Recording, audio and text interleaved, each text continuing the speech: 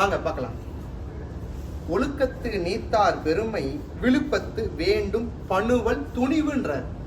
ஆஹா, எப்படியா இவரால் மட்டும் இப்படிலாம் சொல்ல முடியுது? சொல்றாரு பாருங்க, ஒழுக்கம் எப்படிப்பட்ட ஒழுக்கம் வேண்டும் ஒருவருக்கு?